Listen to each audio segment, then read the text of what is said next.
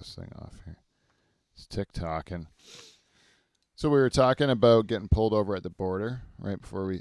Right? Is that what you're saying? Yeah. Pulled over at the border. And then I was like, because you said you went to Teachers College in Buffalo. And I was like, I've only been pulled over at the border a few times, like where they've gone through our stuff. Yeah. And one time was in an RV. Most of the time it's when you're in an RV. Right. They're going to pull you over, right? Because there's enough place to stuff some stuff. Yeah. And it's a bunch, you've been like just, if you've gone somewhere and you've just like lived well beyond like you're what a human should do. You haven't slept. You just booze like crazy. You've like, and you're not an 80-year-old man. Like, you know, if an 80-year-old couple that that fits, but you're. Usually it's me and a bunch of guys who have just been drinking for a weekend. Very suspicious. Yeah, they're like, these guys could be up to anything, and a lot of times we were, And I remember we went to Bristol with my uncle, and so it was my uncle's RV, and so it's two of my uncles and then my two cousins and me. And then we're going down to Bristol, and then I remember we stopped at a grocery store, and we go buying groceries, and all my uncles are buying is like peanut butter, like hot dogs, and white bread, and like that's it, nothing else. And then I put oranges and I had like an exotic orange salad. I had a bags of salad, Rookie. And I remember, and then we bought bacon and eggs and stuff like that. So I remember my one uncle. He's like, picks up the salad and he's like, "What the fuck is this?" They probably thought you were a vegan, like. I was like, "I just want some vegetables." He goes, "What the fuck is this?" And he tossed it. I think we already paid for it. He just like. How do you put this on a peanut butter sandwich? I guess this is when we're unloading the. We already bought crunchy peanut butter. We don't need crunchy salad on it. So, anyways, we're unloading the groceries. He tosses the salad. Oh. And then we go on and we're unpacking the rest of the groceries.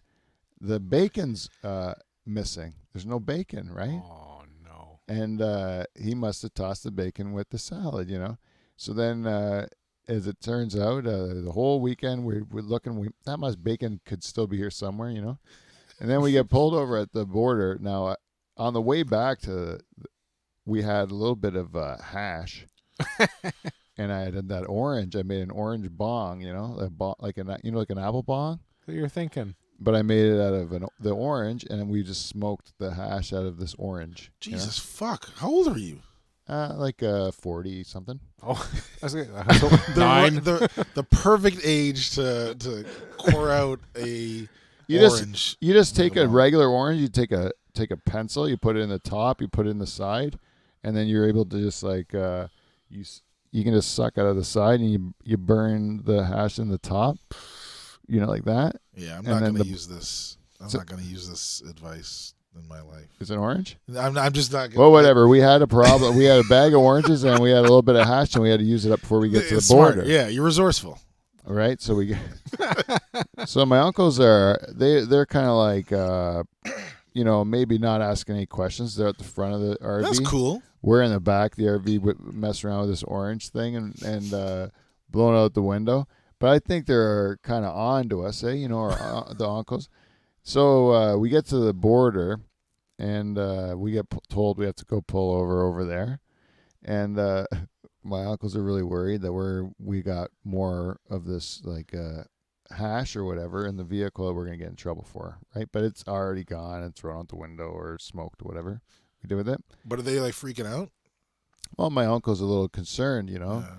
It's tense because of this. Okay. Like, why are you guys doing this sort of stuff? Like, where do you even get that nonsense? That sort. They're just worried about us. Right. We're like, don't worry, we got it.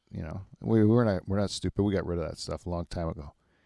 So the guys are going through our whole RV, and it's pretty tense because we don't know. Like, I don't know. Yeah, maybe I'm wrong. Maybe I forgot something in my pocket, or like, who knows, like we've been drinking the whole weekend, There's some hazy moments. I don't know. What if they find something? Yeah. And then the people come out of the RV, and then they just go, my uncle just looks at him, and he goes, you find any bacon in there?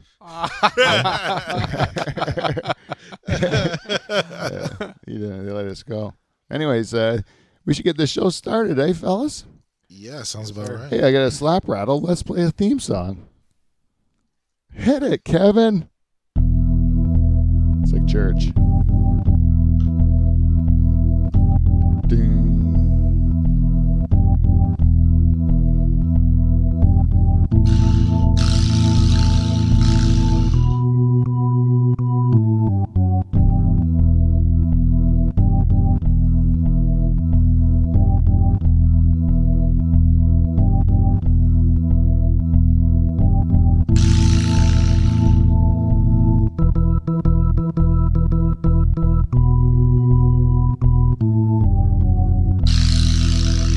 Hey, yeah. Welcome, everybody, live from the Dutch Hall. I'm your host, Pete Van Dyke. I am your host and two-time President's Club Award winner, Pete Van Dyke. That's better.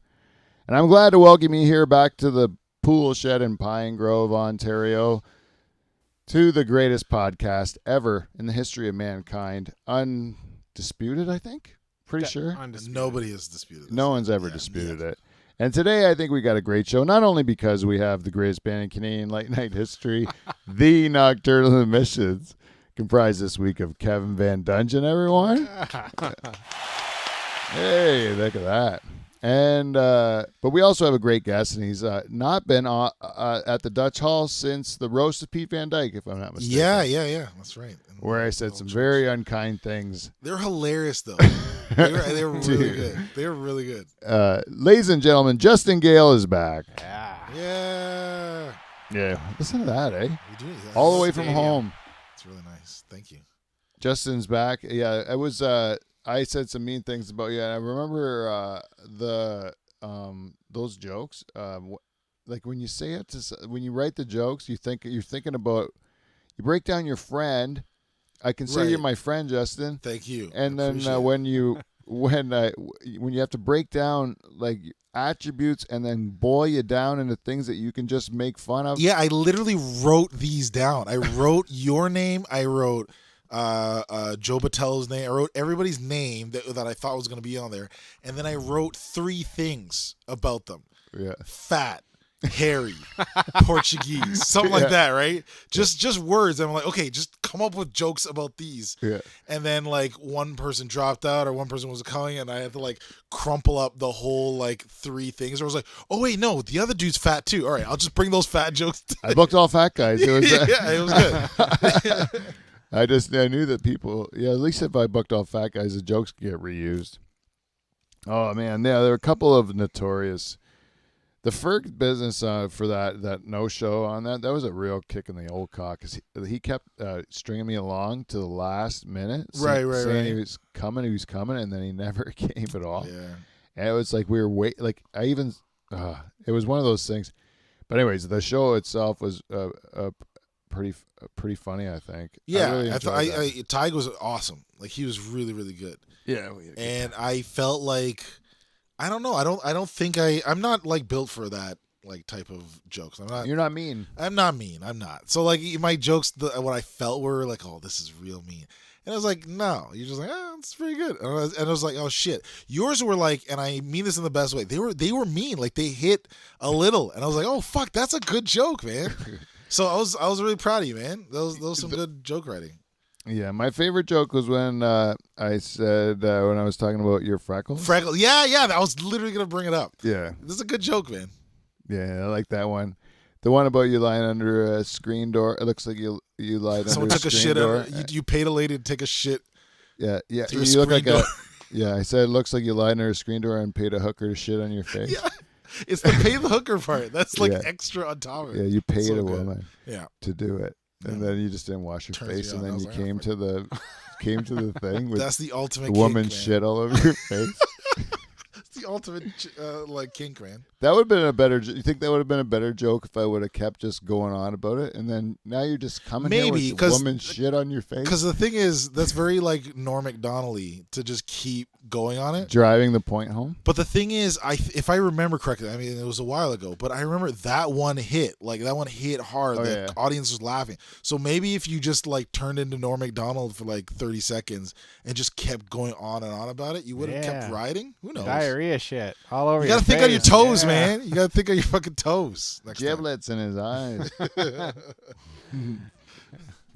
Yeah, I know. Well, next time. I love that. I like the roast. I like the idea of the roast, but then like it comes when it comes down to it, I don't know if it wasn't people that I liked Right. that was doing the roast for me. Like, I mean, it was good because all people I knew, and I knew they were comics, and I liked them. Yeah. And then if it was, but if it was like strangers, you know, and they're like a professional roaster, like let's say like Jeff Ross. I've never met Jeff Ross before, the roast Yeah, they're kinda master weird. general, Yeah. right? And he's roasting me. Let's say he just knew enough about me, you know. Yeah. It would be weird because I don't trust him, or, you know what I mean? Yeah. Yeah. I mean, I think it's really. Might be just mean. It's at an that intimate point. thing. Yeah, that's why you always see people on those like on those comedy network roasts. It's other they go through the whole dais, and all those people on the dais are people that they know. So they are, or you know something about them as a public figure. So you have to know. It doesn't work if you don't really know the person, and then you also don't trust them. It's just, Yeah, the best roasts are the ones where it is a bunch of like buddies. Like the closer they are, yeah. then the better the roast is, because Yeah. then you can get away with saying But stuff. people have to know about you as well, or you have to introduce something. That's why, like, when I wrote down the names, I'm writing down things that, like, if nobody knows who Joe Botello, I don't know why I No, can't no. but, I love they, but like, I mean, to We look gotta at- isolate that. Can you? Sorry, Wait. Say it again. nobody knows who Joe Botello is. Okay, good. We can isolate that.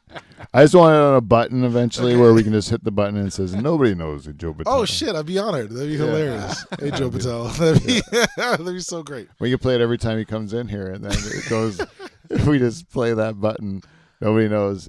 That's just actually something that I should probably write down because I'll forget. But we should Write really. it down. Yeah, I would be so honored if you did that. I'll text you. Okay, one more time. We'll clean one. All right. Nobody knows who Joe Botello is. Thank you. Thank you. Thank you. I like it. I think it's going to be good, eh? Might be. I forgot Comedy it for album. a half second, like what I said. I was like, wait, That'll be the name of this episode too, and then that'll help remind us. And then he can title his next comedy album. Nobody knows who Joe Botello is. he'll use it. Yeah, he'll come through that shit. You know what's nice is that we can talk about him all we want, and he'll never listen to it if he's not on it. I don't even know It's if like he'll making listen. fun of the Amish on TV. Like, Yeah. it's not like they're gonna watch you. That's right. Yeah. You can make fun of the Amish all you want. If they hear it, you'll be like, "Well, you're going to go to hell anyways. Listen to my show because Yeah. I'd use electricity, the devil's juice, to make my show." That's how I do it. How do you spell Botello? I'm typing it to you. Exactly. That's the second album. Oh, How do you? can you say that one again? How do you spell? How do you spell? But I think it's. I don't even What know. is a Botello? I put Joe Bottle O. B-O. It's B-O-T Botello. L-H-O. E-L-H-O. It doesn't. There's an even matter. H in there. I know there's an H somewhere. There's an H in there. It can't be after the T because that'd be a Bothello. That's why I say it all the time wrong. Because I put the th in it, and it used to drive him crazy. Bothello? And he still calls my wife Jan all the time. Or he, Jan. I bet like all Janes in the world hate the word Jan. yeah. Yeah. I used to Is the E silent? I don't get it. for a Jan. Yeah. Well, Because they there just are not see the Jans, E? right? There are Jans in the world. Huh? There are Jans. There are people named Jan. You're not making up a name, but he's just calling her the wrong It's- name. Yeah. Jan. There's people named Jan, but it's short for Janice or something, Yeah, or Janet. or Janet, which I like to call Jane. That's how I was that's what I like to. That's how I pronounce that one, because I like to say the Jane is dominant in it. Janet. And then have them correct you. Yeah, Jaint. There was a girl I went to high school with. Oh, I called no. her Jaint the whole time. There's also a girl I remember. Like, I think I tell my daughters these stories sometimes, and they think I'm horrible to women, right? Now, let's hear this. I'm gonna love this. But there was like girls that I would meet, especially when I was in university, and I would they would introduce they would like introduce themselves to me. Like I remember this one girl, she introduced herself with her real name, whatever the fuck that was, and I go, and I didn't remember it, she looked like a Veronica to me. So the next time I saw her, I just said, "Hey, Veronica, like I remember you." What the fuck? That's crazy, man. And then she's like, "My name's not Veronica," and I'm like, "You look like a Veronica. I'm pretty sure it's Veronica." And I just kept calling her Veronica, and for 4 years I knew the girl always Veronica and never called her by her. You know, that's like a weird psychological like power move, like to just rename someone. For years, you've renamed. I another never learned person. her real name. That's fucking hilarious, man. But that's really she weird.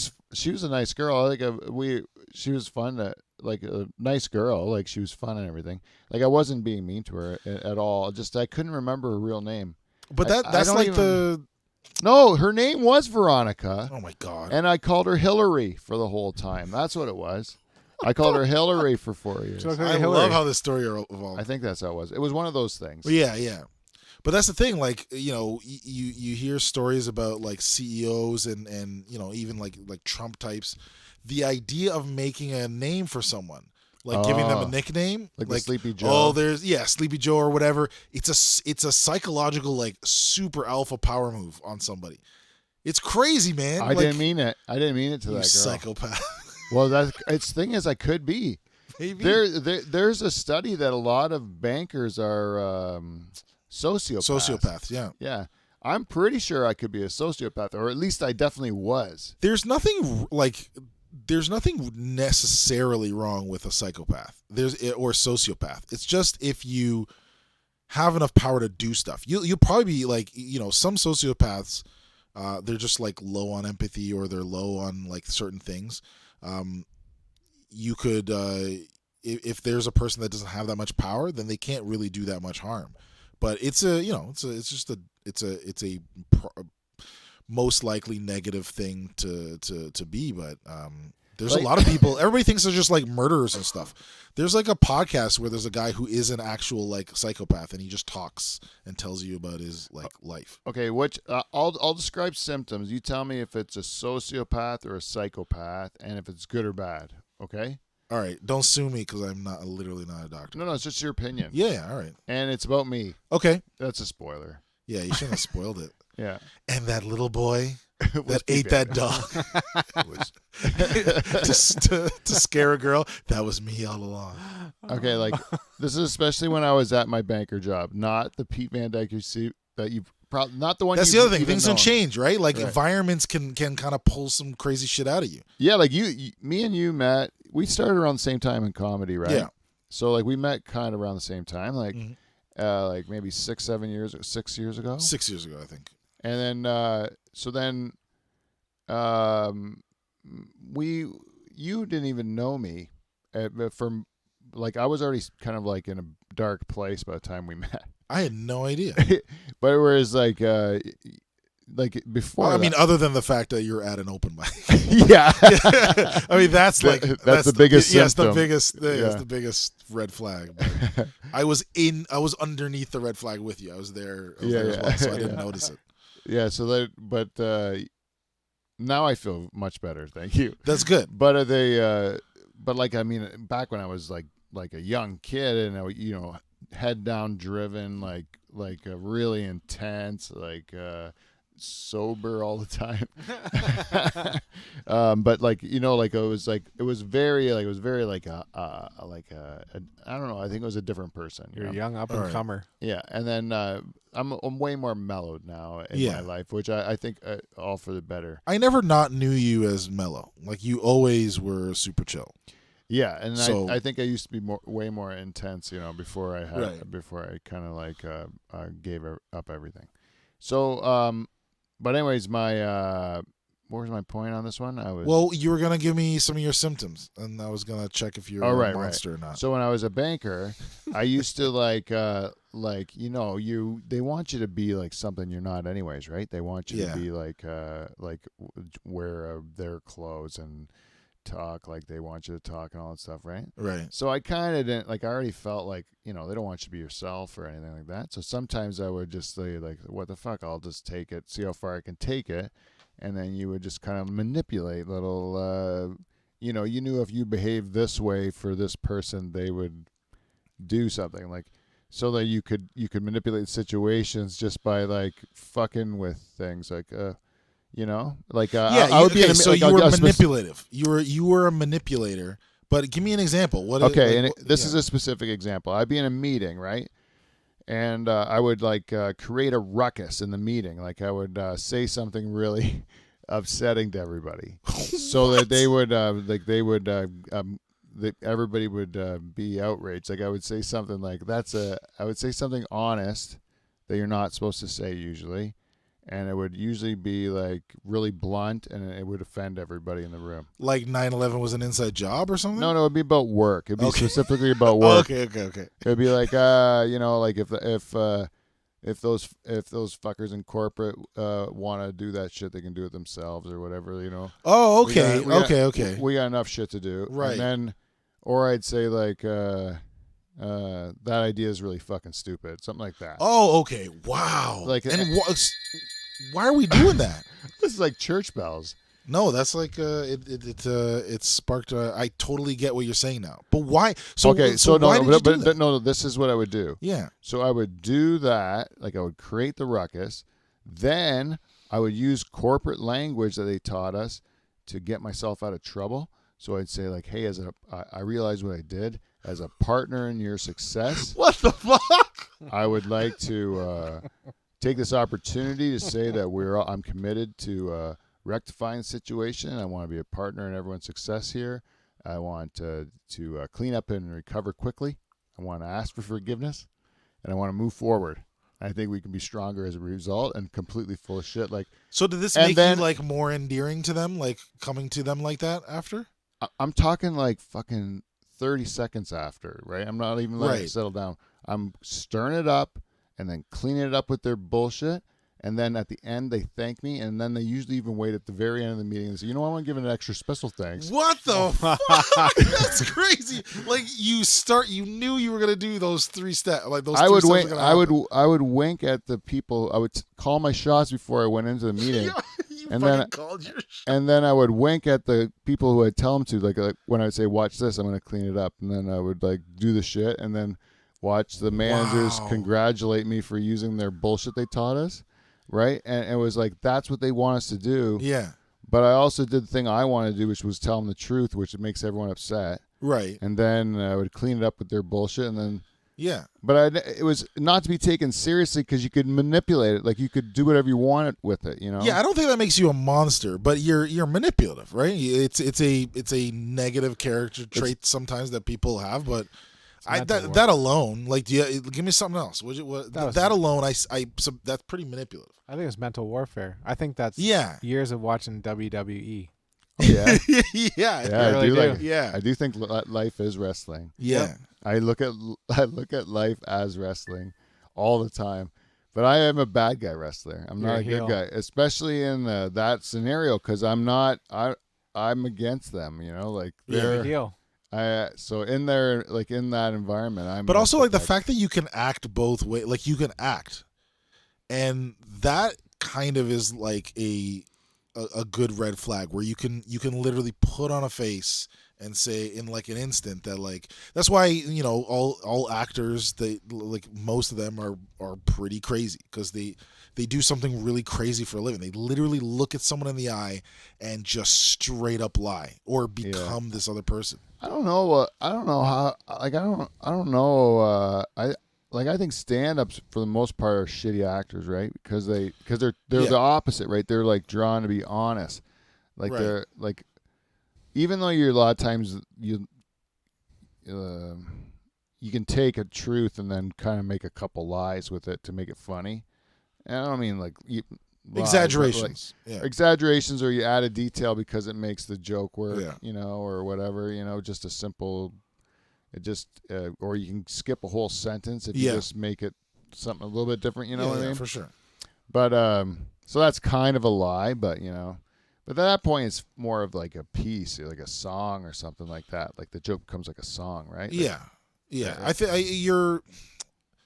when you're trying to like come up with thing, looking at funniness or looking at things that are funny, it is like the reality is what it is. You have to change it to make it funny, because it's, even if it's just you saying it from your perspective, from another perspective, it's not that funny. You're making it funny by even like seeing that something's funny. So even if you say the truth say exactly what you saw, it's still not totally the truth. You just told the funny parts. Right. Yeah. Like some people will say, like, how you have all these crazy things that happen to you. How does all this crazy stuff happen to you? Now, one, I think it's booze, but I don't know, because even before we drank, the crazy stuff would happen to us. And then I would say, like, two is that we're open to it. Like, we're open to doing crazy shit. And then that, like, we're normal times we were just making up stuff that would amuse us. Yeah. Like, I'm of the generation that was, like, before internet, before the phones and stuff like that. So it's like a big role play. Life was like a fucking role play. Yeah, like this is a great. This leads us in me in a great story I've been meaning to tell on the show.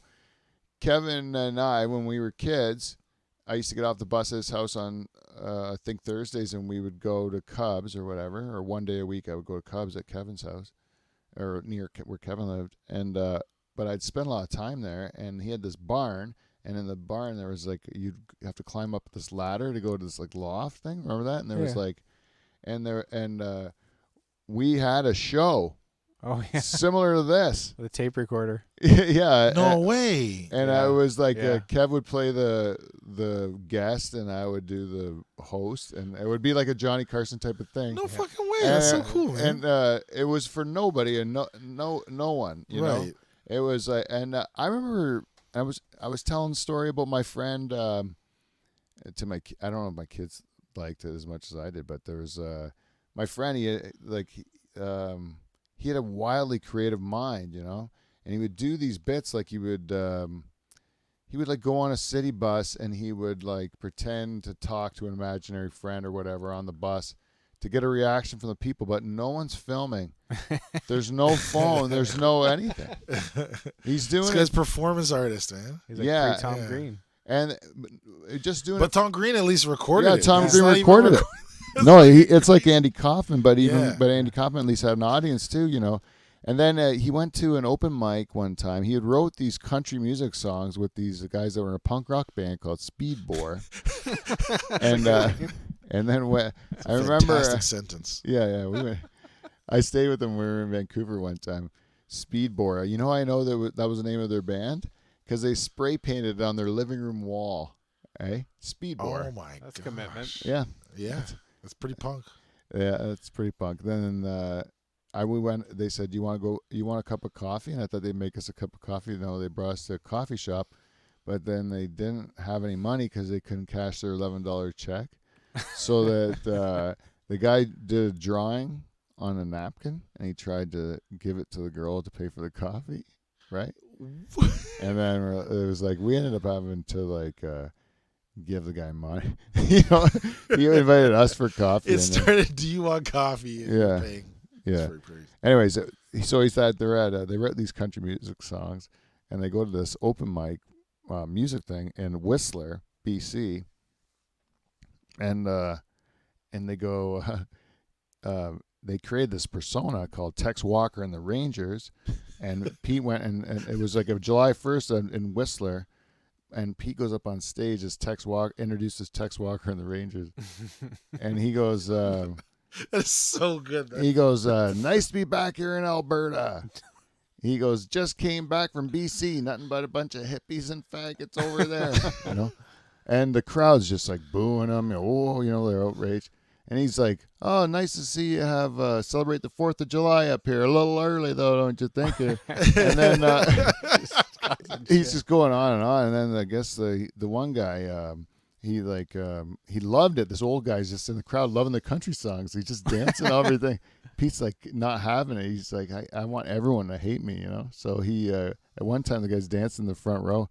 He from the stage grabs the guy in a headlock and like starts rustling up his head, spilling his beer and stuff. And then the guy gets all pissed off.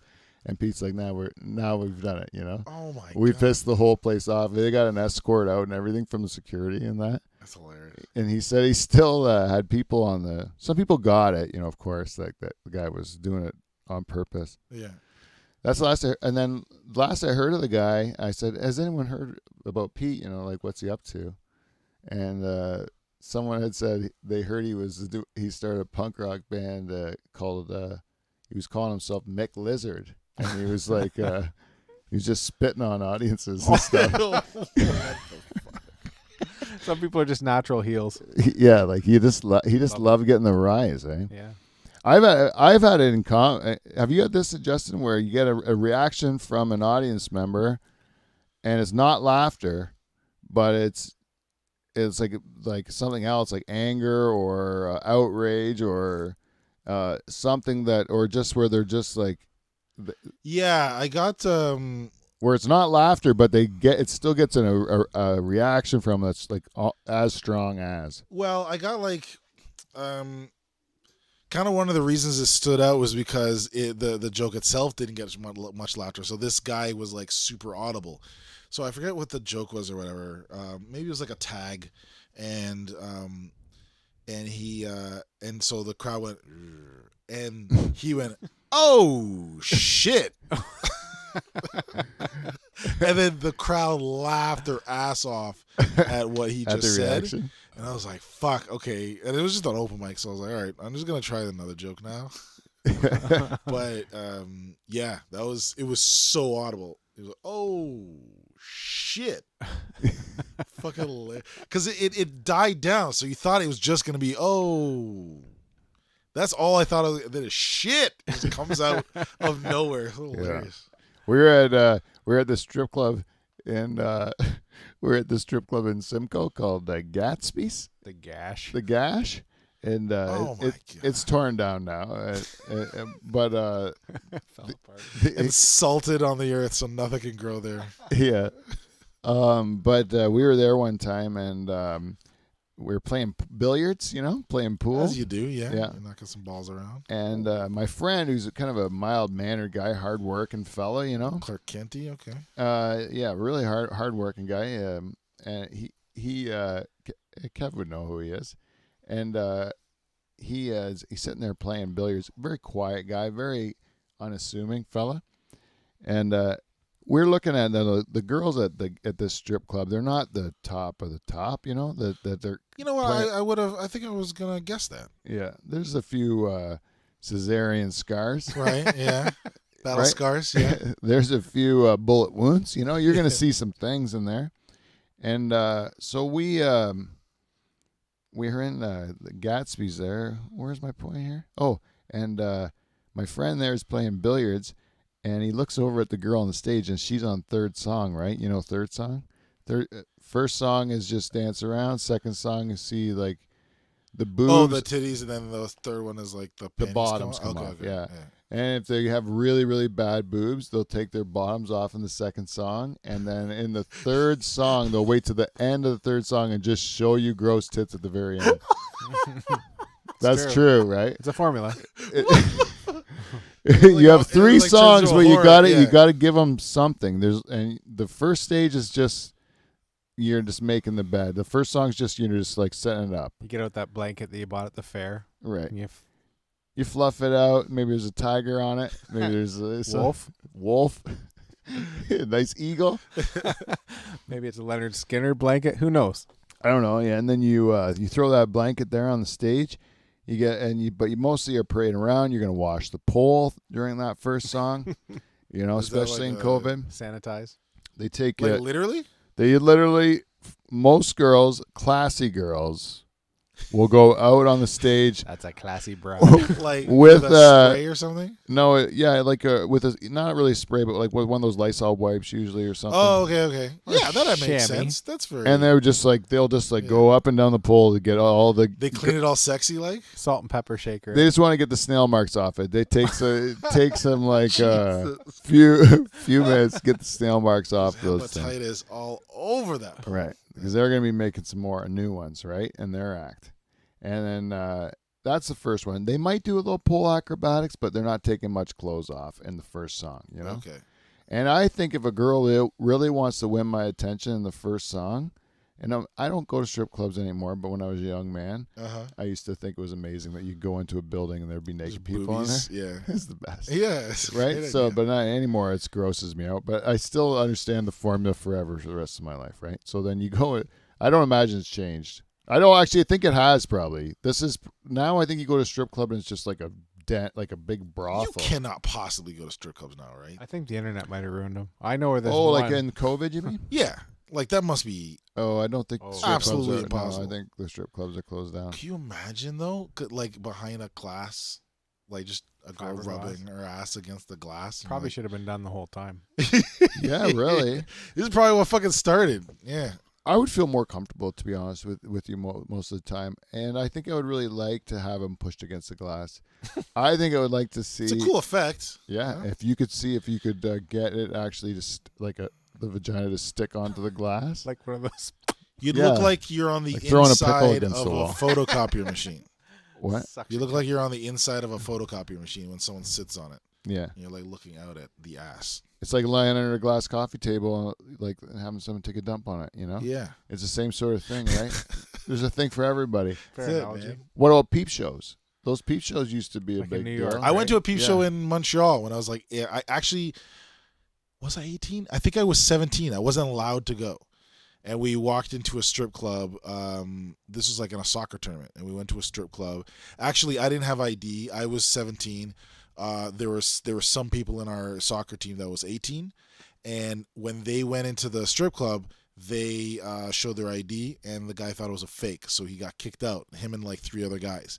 Then we went in, and we didn't even get our IDs checked, so we just walked right in. We just just walk with confidence. So we just walked with confidence, went through, and so it was my friends that went to the peep show. Those guys that were 18 and legal had to go to a peep show and like put money in, and so we swapped stories after, and they're like, yeah, it kind of sucks. Like it's just this rusty door opens and. I don't know. There's like a lady. Is there a real person in there? Yeah. I saw one. I went to one in Amsterdam. I think it was. Yeah, I saw it when I went. I don't think she was expecting anyone to put the money in or whatever. Oh, 'Cause, at first she was a little surprised. I think she was eating a sandwich or something. oh, And then she's Yeah, like, that's so real, man. someone's doing it. All right. I'll like. Just hang on a minute. Finish Yeah. chewing. It was really kind of like sad. You well, know? of course. Yeah. Of course it is. Yeah. Eating a fucking sandwich. It was Yeah. like even like The allure is gone. you know when I was in Amsterdam, I stayed right in the red light district at the hostel, right? Oh, nice. Yeah, Hotel Kabul it was called, and it was it's like the worst, you know, like in the worst part of town. It's like sketchy, right? Yeah. Like, dirt cheap. The red light district tends to be that type of district. Yeah, and it was like really cheap. There's like 20 people in my room, you know, like bunk beds and stuff. Yeah. Anyways, we would go just walking through the red light district and just like go hooker looking, you know. You just go. Yeah. Because they got the lights and they got the lady dancing. Well, I went No, with my not dancing. She just sits there in the window. It's like window shopping. She just sits there in the window, like reading a book on a chair or something. Right. Yeah. And there'd just be a red light if she's available for sexing or whatever. And there'll be like a whole street, you know, where it's like. But it's like the edge of the window, right? The whole window is edged with a red light that's kind of just flashing, like if it's on or whatever. That's why when I was there, I saw like these the whole outside of the window, just the edge of the window, like there's and the whole then they European. they would like draw the curtain. Yeah. When in front of the window, yeah. Yeah, so you'd see that they were there, and I remember, the whole big district in Amsterdam. I went with my friend who had family in Utrecht, which is like a smaller town. I don't know if it's north or south. Utrecht, Utrecht. Yeah. So we went there, and it was like a lot smaller, but they had their own little tiny red light district. Yeah. So we walked through there, and it was literally just like 4 houses in a row. Yeah. And it was like I saw a girl vacuuming, her light was on, but she was just like vacuuming, and I saw a couch because all of the cities there, all of the houses there are so weird. Like they have windows that touch the ground, like it's a department store, but it's like a fucking family is like having dinner there. Like the window touches the ground. It's so bizarre. Yeah, they're living in a whorehouse. Yeah. Yeah, That's right. You shouldn't be living in it's it. price. It's less. It's cheap. It's a little cheap. Yeah. You can get things cheap when they're covered in jizz. Yeah. Fair. Eh. Don't get the blue light. Yeah, they look at it differently. Their prostitution for sure, but in the red light district when this was like 95 when I went. Oh, okay.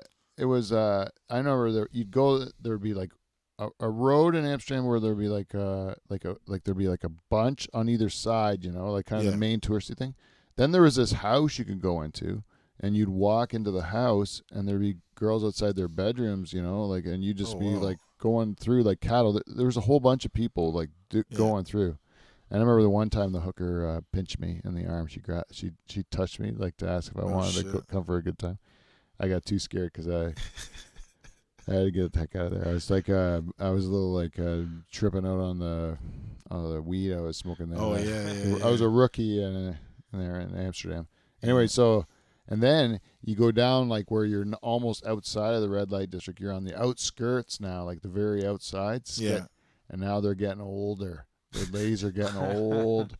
The light's dimming. Yeah, it's like now you're starting to see different. It's flickering neon. Pink light. Yeah, and there's different. Now you're seeing the different sorts of. Now you got the different sorts of choices.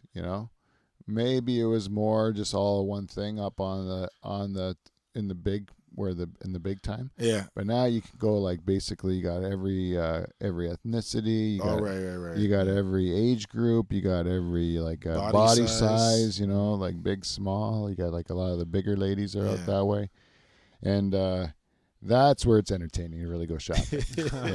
Because it's like you see some really like number one, they're more salespeople too. Those ones because they're not just relying on their looks. They're like trying to get you with a. They're the used car salesman. Like you got to be good. Yeah, you gotta talk a mean game. Yeah. That's what I like. I like a little bit more people that are trying to earn my business. What can I do to get you to this pussy tonight? Yeah. What can I do? Yeah. Dance partner.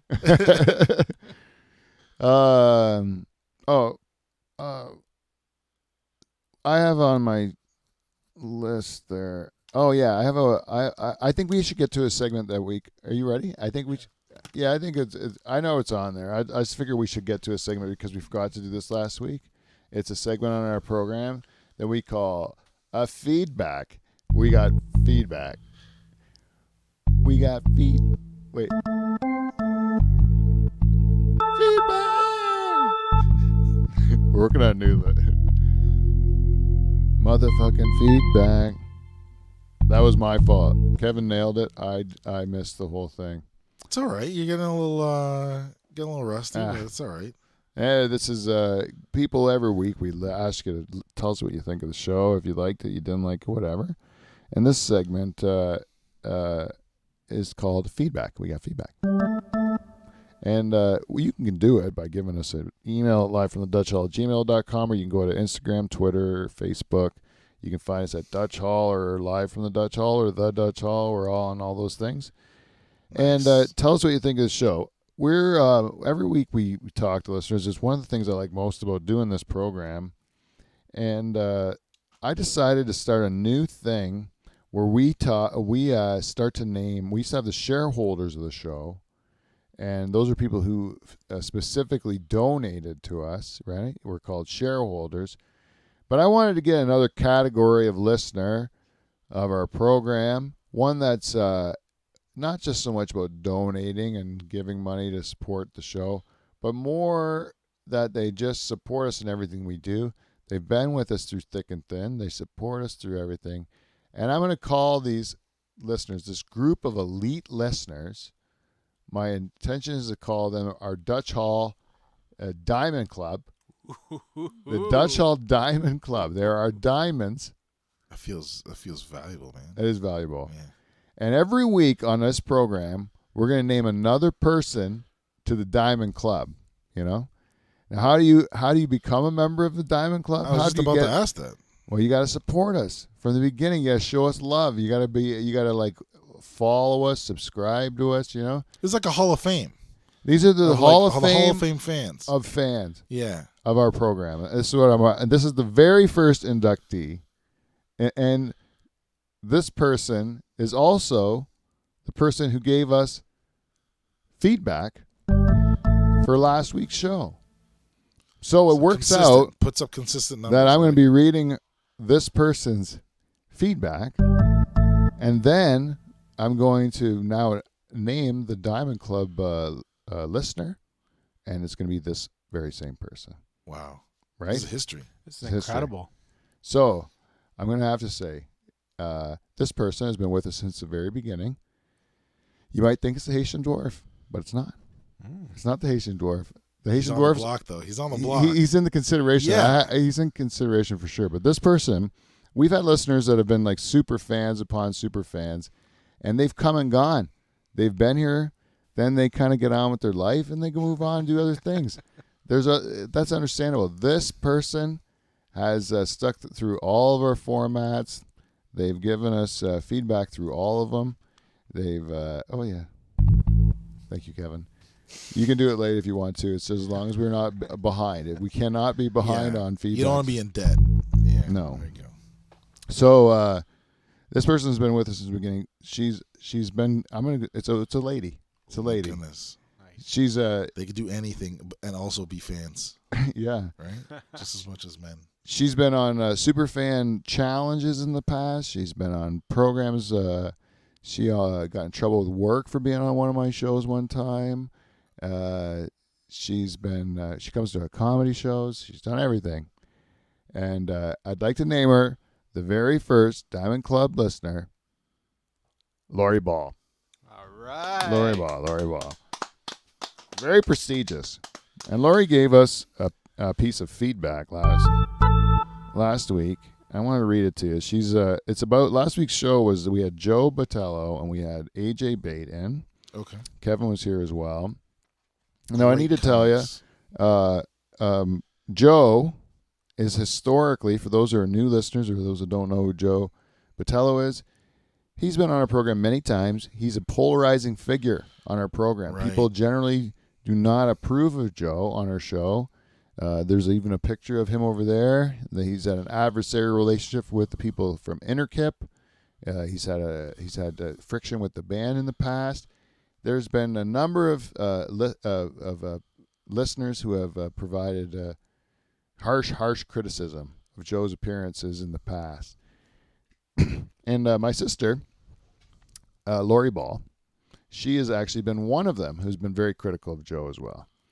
And this week, she sends in this. She says, I found that Joe was way better in this past show. Oh. He was actually tolerable and had something to contribute other than just going for shock value. A low bar, he cleared it, man. He did. Yeah. This is planned all along. And then she went on to say, I think that I actually like him a little bit more than before. LOL. And so Joe, by all accounts, that is the best piece of feedback he has ever received. Yeah, he's out of the doghouse at least Yeah. for a diamond. What do you call him? A diamond member? I'm called. I like to throw a club in there Okay. because it makes it sound like You wear a dinner jacket. yeah, you wear a jacket eventually. Yeah. I don't know There's if a I'm crest. You want a crest? Some kind of Should make prestige. a crest. Oh yeah, maybe I should get T-shirts. Two made. diamonds is the. Oh yeah, It's so, I love it, man. I might have to see if I can create a Diamond Club Crest, t-shirt. man. A crest. Yeah. For Dutch Hall Diamonds. Or a badge. Or, yeah, or a, We yeah. make it for live from the Dutch Hall, and then that would be what you get if you are inducted. If you're inducted, Yeah. you get the crest or something. You get What are the patch. symbols you're gonna put on the Dutch Hall crest? Well, we definitely have to do the patio lantern, which has become kind of like part of our logos, and that you can see it on that one there, like that patio lantern kind of thing. Oh yeah. So it'd probably be that would be incorporated into it, but then there need to be a diamond in there somewhere. We're gonna probably want to put in I don't know, a picture of my face, maybe my whole body. Just your nipples, like your torso. Well, I would if I'm gonna Just the put my, background? I want to make sure that my chest and nipples and You got a torso. farmer's tan? What do you got going on there? This what? I'm just wondering. Do you you usually have are you pretty pale underneath the shirt? No, I take to the sun okay. Okay. This part of my body, the shoulder part there, Yeah. this never gets tanned for some reason. From here Oh. to here doesn't get. But even past towards your torso, it gets tanned. Yeah, I take to the sun okay. We're from the south of Holland, eh? Yeah. What's it called again? Yeah, North Brabant. Yeah. And Yeah. generally, when Europe was settled, it was settled from the north Yeah. and from the south. And when the people settled from the north, those are the blonde ones and Yeah. stuff. Yeah. But we got a bit of the Zwarta, eh? Yeah, the Zwartas, yeah. Yeah, down in the south, and then that's good. why we take to the sun a little bit better, us Catholics. Yeah. Plus, my mother's Hungarian, and that's they're like from the Mongolian stock Yeah. or whatever. Yeah. Those guys are going to take the sun too, right? No doubt. Hardy, Mm-hmm. and then farmers. All right. So, your tanned torso in the background of the crest, I think that could work. Oh yeah, Maybe a bit of a mustache. yeah, maybe we should have a Figure out what makes means a- for you. What makes it? Yeah. What makes it the Dutch Hall? I don't know. Yeah, I'm gonna have to put some thought into it. Maybe I personalize it for each person. Ooh. Oh, that's gonna be a lot of work. Hey, I'll tell you what. Remember, I was gonna sell you some of my merch. You're gonna buy some. I am. Instead of giving me money, why don't you promise me to give me one of the crests? Not as a whatever, but just if you end up making those crests, you'll give me like Like a diamond guess. not a diamond, but I don't want I know I don't deserve that. Thank you. I mean, I was Of course. because when you first said that, I Let me jump in front of. I was like, Yeah. who the fuck do you think you Yeah, are? there's no way, man. Of course. You think you're gonna get a fucking diamond crest? I would never. You're coming out. I just gave it to Lori Ball. She had to work 7 years. Fucking Justin comes in. Yeah, just give me one of those. I'll give you one of my fucking stickers. Fuck me. And magnets. No, I just want whatever you got, if you're gonna make that, because I think you're gonna make it and it's gonna look cool. I'd like a sticker version of that too, not the real crest. You're just at blue square level. You don't Yeah. get no diamond. Yeah, no diamond for me yet. Okay, yeah. I could give you. Maybe I'll have a crest for the Diamond Club, which of course is going to be the best. Yeah, it'll be the stitched one, Yeah. Yeah, But then I'll get you some sort of like a guest one. yeah, It'll have the kind of like the same sort of idea. It'll be the same sort of look, but it'll just be like sketched on a piece of shit. yeah. the Right Walmart- on. They'll like a just throw flat piece. just throw it at you. Yeah, Be like the Walmart version compared to the jacket you get at the Masters. yeah, Yeah. like the replica Maple Leafs jersey. You That's know what? Just like a shirt. Just like they wear on the ice. Yeah, just like, oh, it's 100% cotton. That's cool. You could probably go to like a secondhand store and get like a suit jacket for like $10 maybe. You're gonna make a jacket, ain't? You're gonna go Masters on them. I'm just saying, like, if I would spend $10 on a Diamond Club member if I could get a jacket for him, and then decorating that jacket would be my pleasure. Yeah, that's awesome, man. It would be my pleasure. Like a tweed Get her size. professors. Get her shoulder size. Yeah, Go get her a jacket. I might have to do that. That'd be cool, man. I don't know. I have to do something special for her to recognize. I was just going to say that just being the first and just being in the club was enough. But you're right. This isn't enough.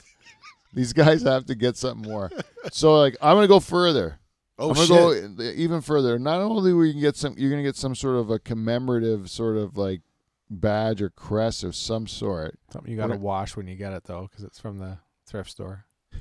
Oh no, The crest he's talking about just, first. just the Oh. design of the crest. Yeah. The bed bugs that I implant into them is just It's a little cherry on top. yeah. The itch is free. We're gonna go. I think we're gonna go with. I think we're coming out with anything that the. I got to think about this. Are you debating about the type of clothing? No, what I want to give them as far as free stuff. Oh, okay. Like, I need to okay. give them like a bonus of some sort. Like, is a T-shirt enough? Nah, maybe a T-shirt to maybe that. Or do I go where I say like, hey, you get like gold member Patreon status with all this fucking extra shit or whatever, you know? And then That I'm might like, be, yeah, but this is a person that would actually pay for the fucking Patreon, right?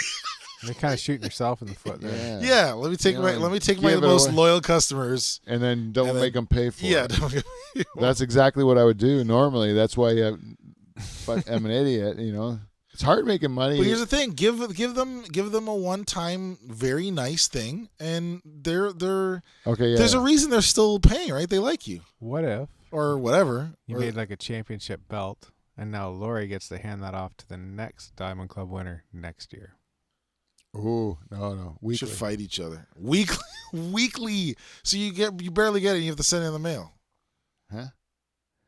You're saying give it to the next person, right? You don't think I should? Yeah, that's what I mean. I want to name a Diamond Club member every week. Yeah. So you can't. But if you I can't don't name pass- it every, but then I'm yeah. gonna get like 50 Diamond Club members a year, right? maybe you don't do it every week. I think Is that too many? That takes Maybe away the once a elite- month, man. That's not once a month. I think you should do once a month. Easy. Last Yeah. something 12 of the people month. per year going forward. 12 people a year will make the Diamond Club, Okay, question: right? can you win more than once per year? I think it's I like think a this lifetime. Is like, this is a Hall of Fame. You're in it. You got inducted, like you said. yeah. You can't get inducted twice. But that's the thing. If you start inducting like the look at the NBA or the NFL, they do it once a year, right? They're not doing it every Yeah, but week. they do a class though. They do a class, but like if they did that same class every single week, they'd run. Everybody would be in. All the Okay. fans would be in. I'm glad So we're working this out. we This don't have is to do why- it once a year, but once a month would be pretty cool. Okay. How about even if we say it this way? We say it'll be I have a lot of deserving people that I can think of right Yeah. now. So I think once a month is like going to be easy. Yeah, But maybe after a while I'm like, you you slow know it what? down. Yeah, There's no one deserving of it. Yeah, Fuck yeah. these people. You Yeah. got to work for it. You got to work for it. Come on, newcomers. it's not the lotto. It's not someone wins every week. Right. It's that, or every month or whatever. It's that I'm just picking. You're picking the Hall of Fame. You're picking. You can get close to be picking the Hall of Fame and never be picked. Yeah, there's ever. no Right? fucking There's people that are guarantees. close. Yeah, there's no guarantees. Yeah, yeah. Earn that shit. Yeah, there's some really, really solid listeners that are going to be like saying, I can't believe it. I'm still not being picked in the Diamond Club, and then so-and-so's in the Diamond Club. You know? Yeah, yeah. Like the You'll- Haitian you'll Dwarf's have- probably saying right now, the Haitian Dwarf's probably like, Lori Ball, are you fucking kidding me? Right? And then I'm like, Haitian Dwarf I haven't got any feedback from you in like I don't know how long. And these are hard decisions you're gonna have to make. Yeah, this is Yeah. political. It's just become political. Yeah, But if they up their game and send you good feedback, yeah, exactly. Or even just like there's like I gotta tell you, there's some people that are going to get considered because they have a geographical advantage. You know, like Yeah. if you're from a foreign land. You know, we got Emil Van Oh, we gotta Steeg say, we gotta mail Yeah. pretty far. from Australia there. He likes to talk to us. He tell us a whole bunch of things. Tell us about the latest teat dipper technology, what you can stick your dick into and what you can't. Nice. Okay. Yeah, God's all the work. way from Australia. Yeah. And that guy, he gets special credit because he's He's from making far the effort. away, right? You know, Right. I like having an Australian listener. You know, it's the thing about the Australians. I don't have many of them that listen to my show, but the ones that do, they usually like my stuff on different things, and they make themselves known who they are. You know, which I find to be helpful. It's good. Yeah, because I like to know. Like, I go through. You ever go through your like Facebook? Like, do you have a comedy page like a Justin Gayle? I comedy? have one on Instagram. Yeah. Yeah, just the G comedy. Do you go through your and look at your followers and figure I out don't who they are? have. I really don't have that many. I'm trying to. I don't know. I don't really like. I used to do. I used to before the end times here. I used to do once a week. I would do what's it called, trivia Yeah. at a show, and I had some people that it was such a great opportunity to just like practice riffing. Yeah. And so I just talk to crowds and make fun of people as I'm going through, and it's just like literally just an extra like an hour long bit I could just do on the show. So a lot of people liked me and I liked them, and then and so a lot of those people are following me on. And I don't put out that much, but I looked at, it's nice to see those old faces liking on something that I put up. And you were regular. That was a weekly thing. That was a weekly thing, yeah. And then it's funny though how even just a weekly thing you can develop that relationship. Yeah.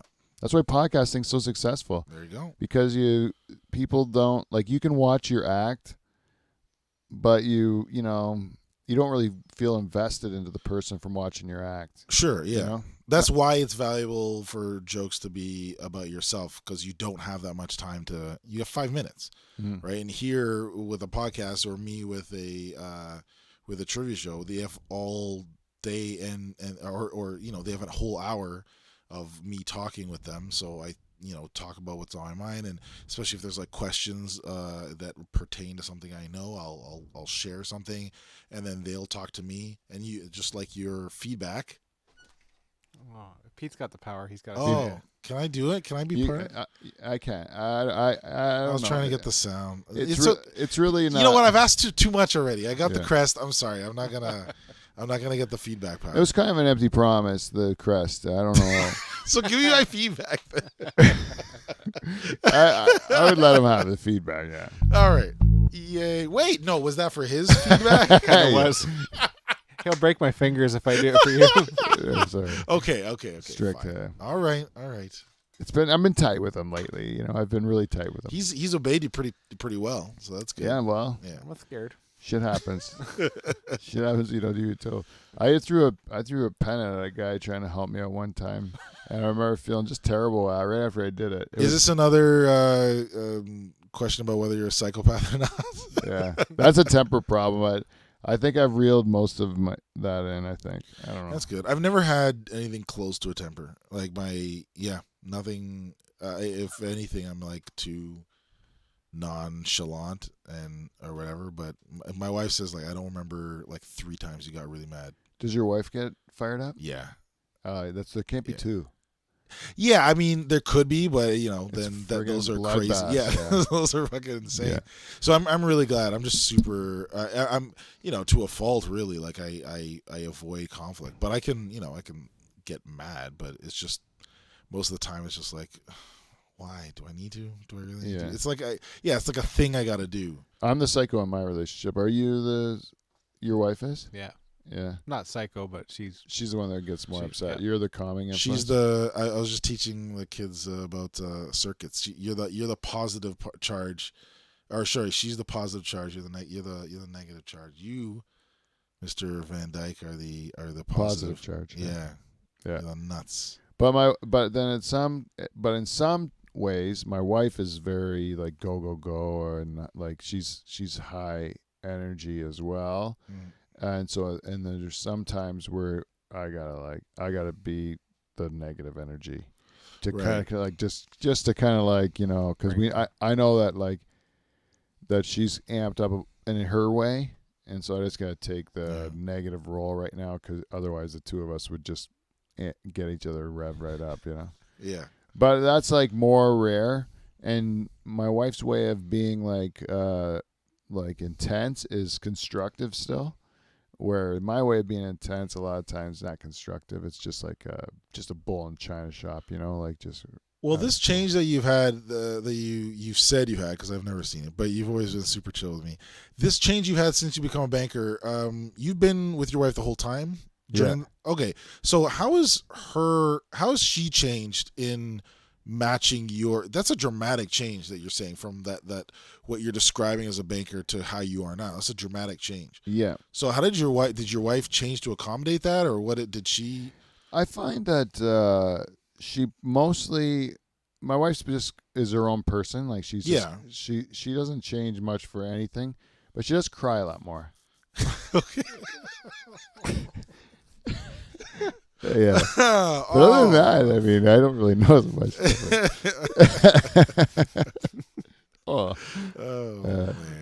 Man. No, I wanted the same thing all the time. Because I'm not the guy she married, and then I'm not the guy. I mean, maybe I'm the guy she started going out with. Maybe, I don't know, but I know that the path that we were on when we got married, 20 22 years ago or 23 years ago. Yeah. Like the path that I was on then, and the guy that she married then was like not this. Right. But I always wanted to do this. Right. I always wanted to go in this direction, and I said when I started banking, I said it was a 5-year plan. I'm only gonna do it for 5 years. Right. Right. Okay. And then I did it for 15, and it was like I got kind of like hooked on it or whatever. Right. This is your Coke. Yeah, and so then like I still went and did what I wanted to do. I just did it late, Yeah. I thought I was gonna not do it, and I was beating myself up for it, and then I eventually was like, "Oh, I'll just go do it." I'm a little sad that I waited as long as I did. Yeah, I had a friend that I still have him. He's a cool guy. He always wanted me to do stand up. He's like, you should totally do it. And I was always hemming and hawing. And this is when I was in Toronto. There's a open mic that's like Tuesday at midnight, and I was like, okay, I'll go. And I went like a few times, and it's a bucket show. So you write your name in the bucket. And so if I'm looking at this paper, and I'm like, if I write my name and put my name in that bucket, I probably will get caught. Like, it's happening. I lose control of whether or not I go on stage at this point if I put my name in the bucket. So I wouldn't put my name in a bucket, and I go in the stands and watch people do stand up. And I would be like, these fucking guys aren't funny. I could do this. I could do this. Yeah. So the next week I wouldn't go. And then I wouldn't go for like a month. So I didn't. And my friend said, he told me, he showed me like a video. And it was a video of him doing stand up. And he was like, yeah, I did like a little bit of stand up. And here's the thing, like he's a good friend. I was like, I'm fucking funnier than this guy. Why is he able to do this and I can't? So I literally like the next like week I went up and I just fucking loved it. But I was like, I should have done this like 10 years before. Yeah. I think when I was in college, I should have done this. I told Gavin Stevens that thing because he's like around the same age as me, if he's not the same age as me. And I remember saying, I remember him when he started out because I'd be going to clubs when I was like 18, 19 years old. Yeah. And he was like, maybe it was even 20, but he was like starting out then. He was even on that CTV show and stuff like that. Oh, yeah. And then it was when he was a lot heavier. Mm-hmm. And then, so I saw him, I was like, I would go see you when you were starting, and that's when I didn't have the balls to go up and do it. And then eventually I just kind of like got busy with life and stopped going to clubs. But I went to clubs when I was younger all the time with the intention of eventually going Did up. you start after you had kids? Oh, when you had kids, you had never done stand-up yet? No. Okay. No. My kids are grown. Yeah, I know, but I didn't. Oh, yeah, that's right. I always feel like you've done it longer than me. I mean, I know when you remind me that we've done it, we started at the same time. I was like, oh yeah, that's right. You haven't done it like. Yeah, it was like I only did a few months longer than you. That yeah. Much. And then I did my podcast even before I did stand up. Like I did. All right. Yeah, like my closest to stand up before was like doing wedding MCs and stuff like that. And you did that stuff before any of your kids were born? I did that my whole life. Like, okay, yeah. So what I was trying to get at is that I started stand up is like the only thing I've done that is outward or performance or talking into a mic or anything like that. Like you've done stuff like that if you're emceeing a wedding and stuff like that. But obviously it's not the same. But I've never done anything like that, and I think I'm glad I did it before I had any kids because I don't think I would have done it after I had a kid. Yeah. Well, I think it's that's probably why I stopped. Right. Like trying to pursue it. Like even though like and then when the kids got older, then you have more leeway and space. You don't have as much. You got to run them around, but then. There's just less to do. Yeah. You don't have to keep them alive anymore. Right. They're self-sustaining machines now. Yeah, they're not. When is that year? Can you tell me? I think 9. Oh my God, really? Yeah. I think at 9 they're pretty much not going to die. Yeah. You can help them survive by teaching them how to make themselves a sandwich and stuff like that. Yeah, okay. Like That's the like making a sandwich. Boom, we're good. Like, Yeah. Yeah. If a kid can make their own lunch, which Yeah. is pretty much like they can figure that out a lot earlier than parents let them. Yeah. But it's like you can make your own goddamn lunch. I remember as soon as I had that revelation that my kids could make their own goddamn lunch, and I didn't have to make their lunch anymore. That was the best day. It was just like, and the kids didn't like it, and then they started. Of course they did. Well, Cereal for lunch. yeah, they started eating just handfuls of candy in their lunch and stuff. Because, Jesus. they're still like that. My daughter, actually, just to her credit, because I'm a terrible parent. Like, I gotta admit, like, most of my parenting is like half-assed at best. Like, I think I'm a nice guy as far as like, That brings you along quite I a bit. care very deeply for my children. I love them and I'll do anything for them. But like, We're not running strategy. I'm not very strict. I'm not very strict. Yeah. So my daughter says to me in the morning, she's like, what kind of thermos should I use for ice cream? None. And then she goes, you think it'll be like frozen or you think it'll be like soup when I bring it to school? And I'm like, you're bringing ice cream to school? And then like, I never even thought of it. It's just diabolical. Like, to me, I thought when she's saying it, That's amazing. I've never considered it. you know? Yeah.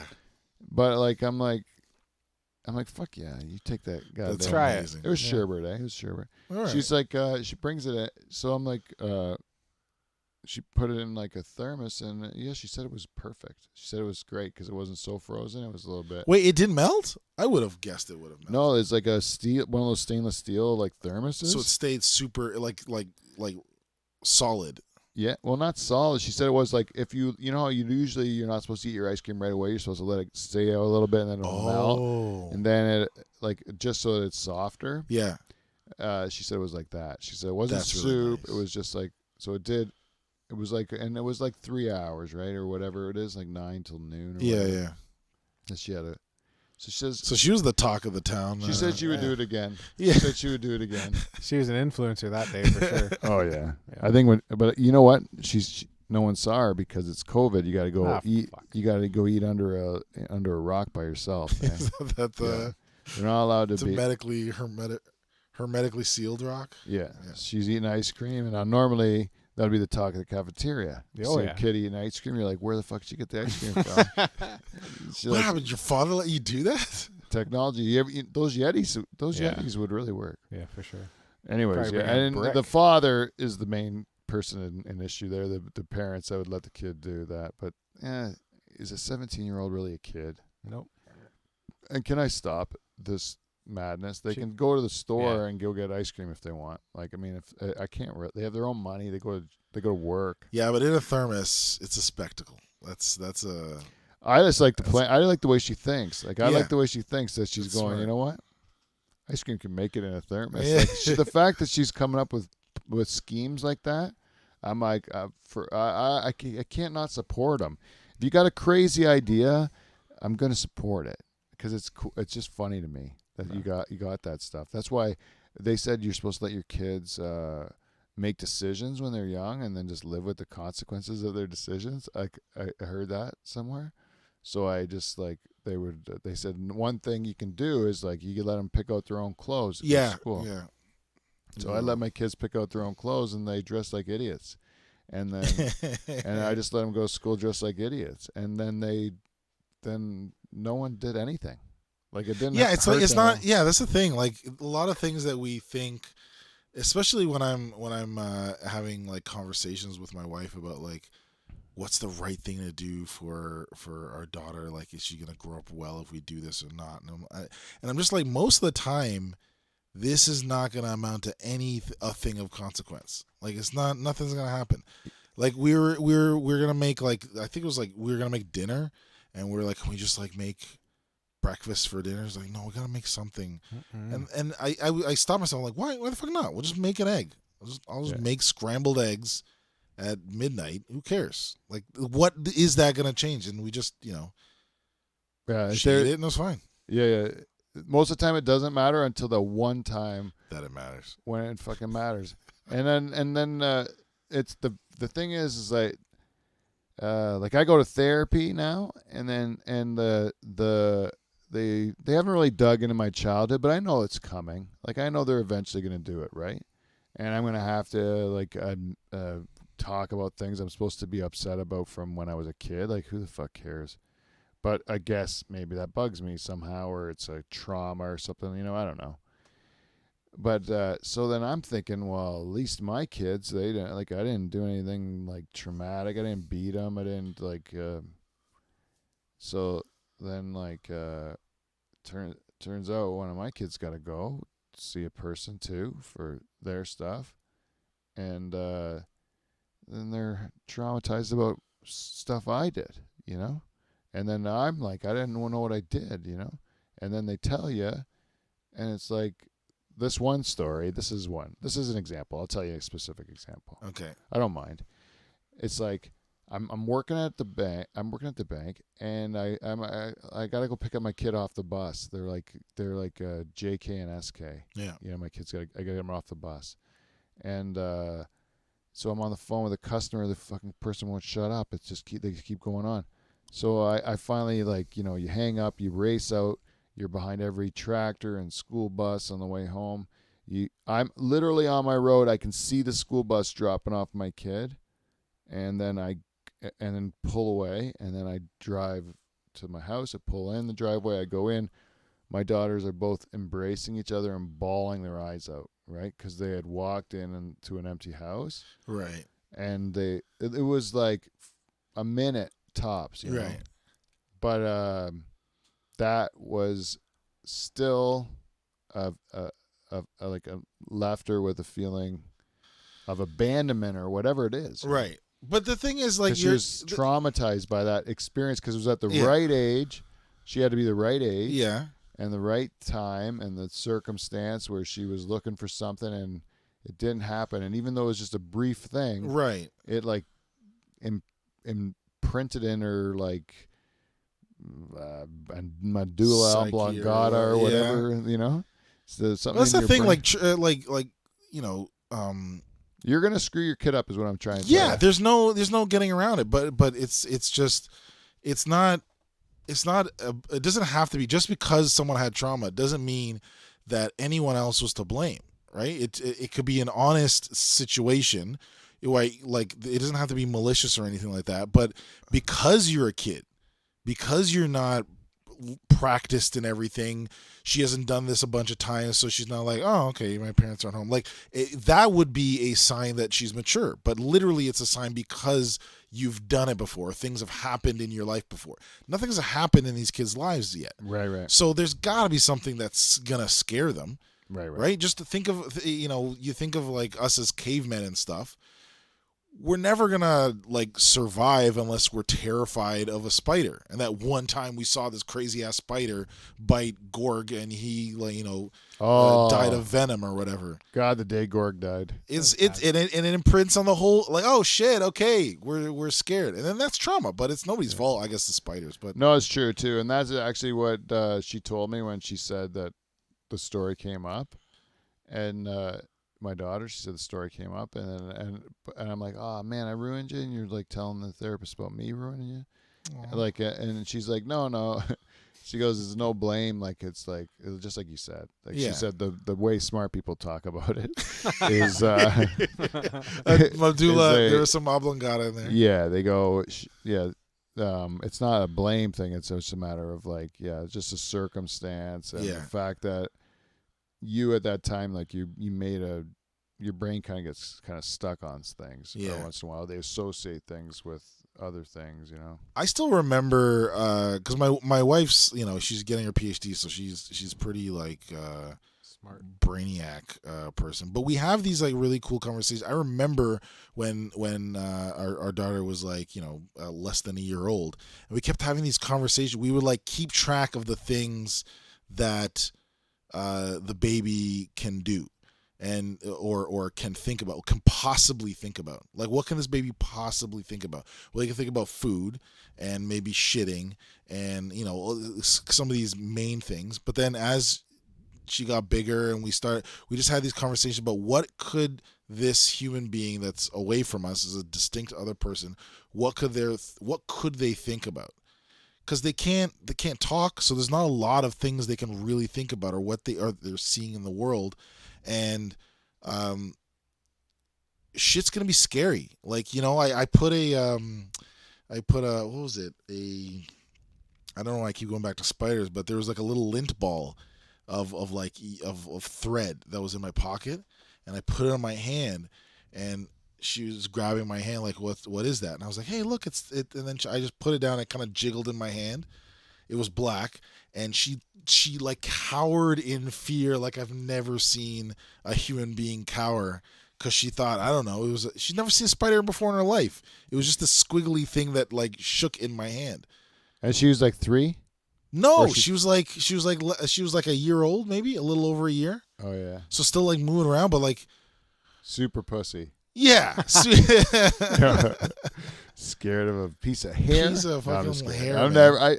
I said it and I felt bad immediately. No. I actually tried to scare her like a few months later. I was like, you think she's gonna be scared of this? So I like did it again, and she wasn't. Yeah, she was already. My dad's buddy would take his kids when they were small, and I remember the one kid is just terrified of the ceiling fan, like the shadows on the ceiling, That's great. And then you can see the dad noticing that the kid's like terrified of the shadows, and he just kind of slowly puts them like closer and closer to the fan, to and he's sound too, man. Yeah, ceiling fans will freak out a kid really around a year and a half old. You can really fuck a kid up with a ceiling fan, like shadows will mess those kids up. Yeah.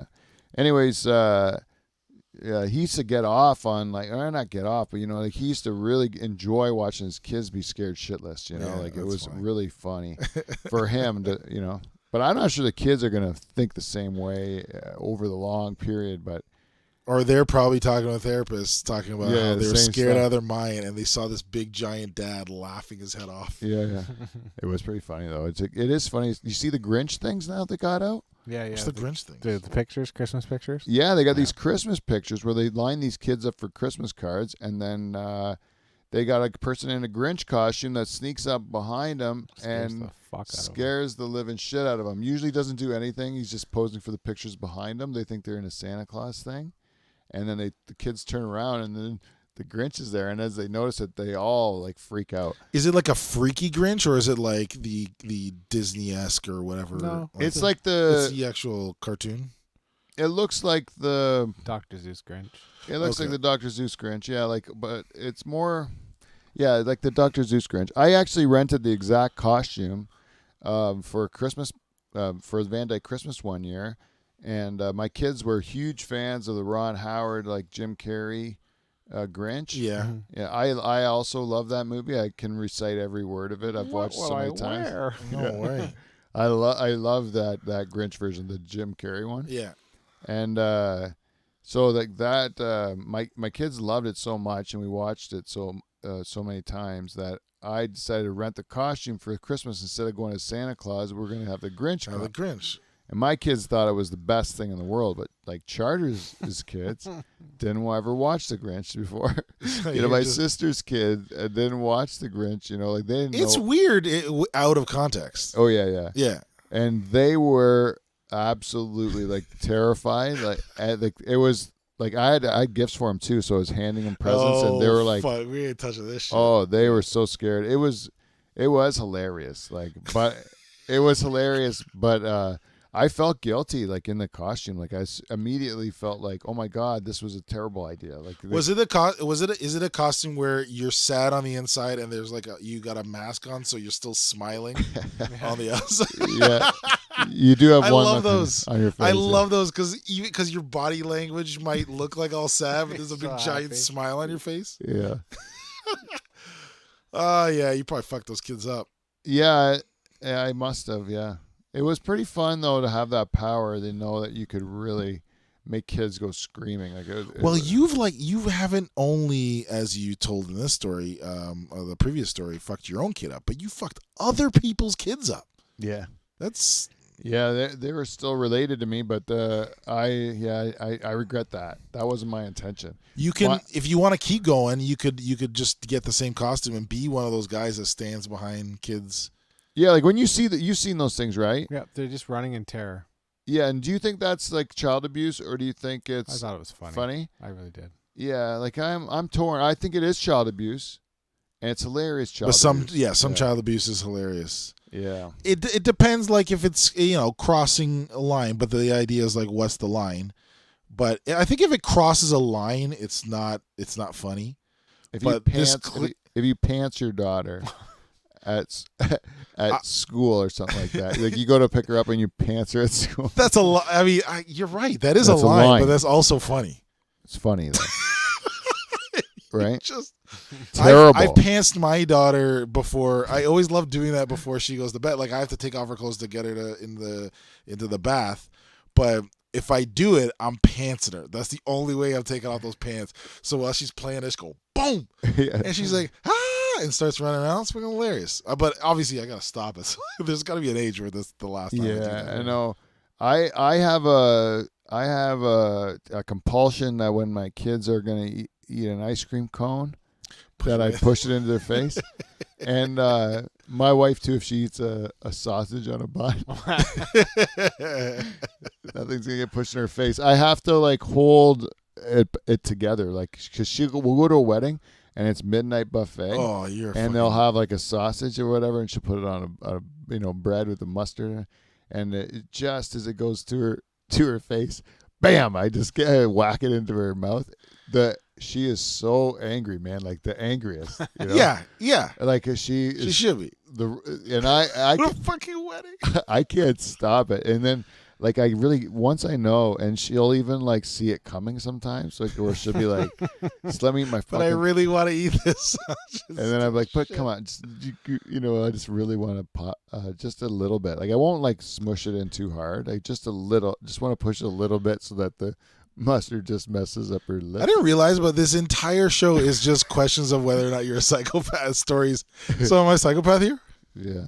The kids was funny though, because when you had a little 3 or 4 year old kid, and you push the ice cream cone in their face. It's getting it so bad. The look on their face is like it's not so much angry, it's just more of confusion. Like, why would anyone do this to me? Disbelief, Yeah, they can't believe it. They can't believe that this is happening to them. especially by the person they worship. Yeah, that just made me laugh even more. Like, that's wrong, right? Yeah, I think that crosses a line, and it's funny. I was just said before that I think if you cross a line, it becomes unfunny. But you just proved me wrong. How about this? Your kid's like, you got to wake them up for school or something in the morning, and you just fart in their face. It's like a Family Guy. Good luck, Meg. That's funny, and it's like, but it's not abuse. But if you do it every day to them, If you do it every day, if It's you do abuse. it more than twice, I think it's a baseball rules. Like 3 strikes, and we gotta call some child services. my daughter Like went, 1 to each kid, up to each kid. So you could do 2 to one and then 2 to the other. But I think if you hit 3, yeah, you can't. yeah, That's why you have multiple kids, though. You could have multiple times. that's true, right? That's worth it, though. You can spread out the pink eye throughout the year. That's right. Oh man, we've kept you guys pretty long. Oh shit, it is really long, this show. Is it? Oh, I think so. Yeah. Man. So thank you for everyone that's listened to this point in time. It's been a seamless conversation with Very you fellas. seamless. Holy shit! Yeah, We went wild. This is like a Joe Rogan podcast. Yeah, sorry about that. Anyways, guys, thank you all for listening. If you've had a good time, and tell a friend. And if you'd like to, give us a piece of feedback. Do so at livefromthedutchhall@gmail.com, or you can go to Instagram, Twitter, just DM us on that stuff. We're Dutch Hall there. You can find us. But until next week, and you can follow Justin Justin G Comedy. That's Instagram. Justin G Comedy on Instagram. And other than that, we will see you NT. See you next Thursday.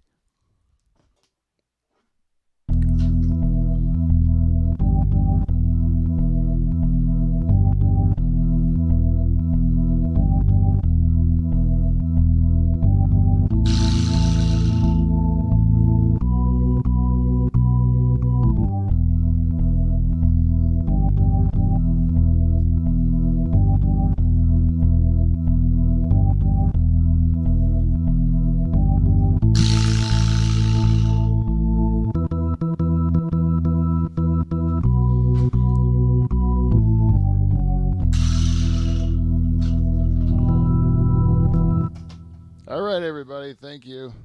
Wow, I can't believe that went so long.